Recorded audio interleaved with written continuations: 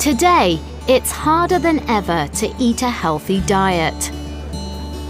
Our lives are very busy, so we don't have a lot of time to prepare healthy meals. Nowadays, a lot of people prefer to buy fast food because it's quick and cheap. So how healthy is your diet? I do not have a healthy diet at all. I like cheeseburgers, I like bad food. Not so healthy. I eat a lot of sugar, so sugar is not very good for you. I think I have a healthy diet. 80% of the time I eat whole foods, home-cooked food, meat, vegetables. I don't like much junk food or much processed food. Experts are always telling us what to eat. They all agree that it's important to eat a lot of fresh vegetables, that fish is better for us than red meat, and we need to drink water, not fizzy drinks. But they also change their minds about which foods are healthy and unhealthy. For a long time, scientists told us that foods high in fat, like butter and cheese, were unhealthy. Now they're not quite so sure. Studies around the world have shown that cheese can help people lose weight, have healthy teeth, and even become smarter. There are lots of people following modern diets, like the keto diet or the paleo diet, because they believe eating fat is actually good for you, while eating carbohydrates like rice or bread isn't very healthy. While researchers tell us it's not a good idea to eat a lot of sugar, some experts say that eating small amounts of chocolate might actually have some health benefits. Dark chocolate with a high cocoa content contains healthy fats and a lot of minerals, and can help lower blood pressure and the risk of heart disease. It can also make you smarter and happier. No wonder most people love chocolate.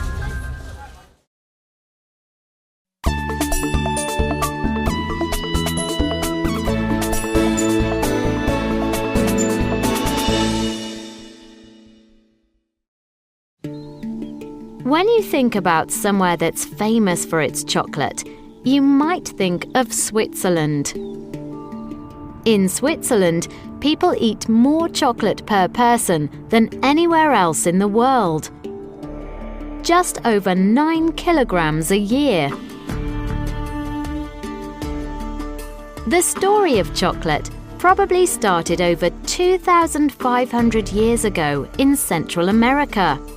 The ancient Mayans and Aztecs used cocoa beans mixed with some water and spices to make a special drink. They didn't have any sugar, so the drink wasn't sweet. Spanish explorers first brought cocoa beans to Europe about 500 years ago. But it wasn't until around 170 years ago that a British company started making solid chocolate bars. Now, our shops are full of thousands of different chocolate products. Some of the most famous chocolate makers, like Lindt, are Swiss. The Lindt company is over 170 years old. At their factory in Zurich, the master chocolatiers can still make chocolate by hand. The process of making chocolate is very similar, whether you make it by hand or in a factory. The chocolatiers choose the best cocoa beans. Most cocoa beans grow in Western Africa. First, they roast the beans. This gives the beans their flavor. Then they remove the shells. This leaves the inner bean, called the nib. They grind the nib into a paste called chocolate liquor. Then they add other ingredients like cocoa butter, a bit of milk powder, some sugar, and a little vanilla. Then they use a machine called a conch to mix the paste so it is very smooth. Once they've mixed the chocolate, they pour it into molds. Sometimes they add other ingredients, such as nuts, orange, or even special rose petals. Finally, the bars are ready for the millions of chocolate lovers around the world.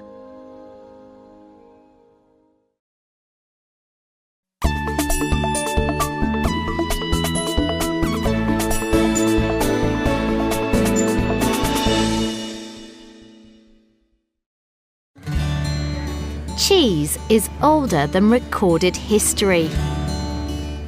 No one knows who invented it. It probably happened by accident. Today, there are thousands of different types of cheese. Many countries have their own special cheeses.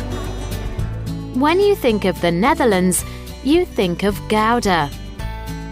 Italy's most famous cheese is probably Parmesan. And the French are famous for their soft cheeses, like Brie and Camembert.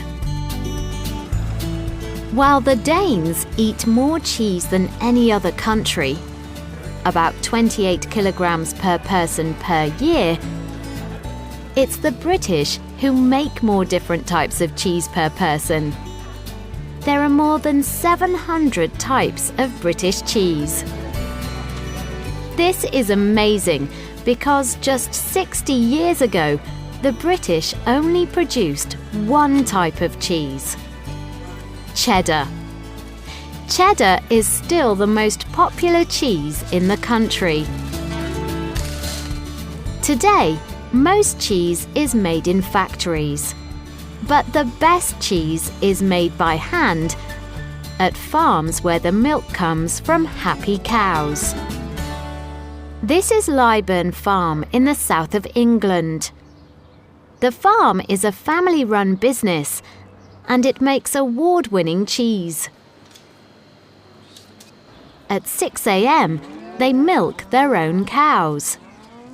They heat and then cool the milk to 28 degrees. Then the cheesemaker adds something called rennet. The rennet makes the milk solid. Then they cut it. This separates into curds, which are solid, and whey, which is watery. When the curds are ready, they drain the whey. Next, they put the curds into special molds. There are 54 molds with about 6 kilograms of curd in each one. They leave these overnight. This machine squeezes all the liquid out of the mold. The next morning, there isn't any whey in the cheese. They store the cheese on the farm until it is ready. There are around 10,000 cheeses on the farm. This cheese gets better as it gets older. Some of the cheeses here are nearly 2 years old. When the cheese is finally ready, there are a lot of customers waiting to try a little bit. And it's well worth the wait. It's delicious.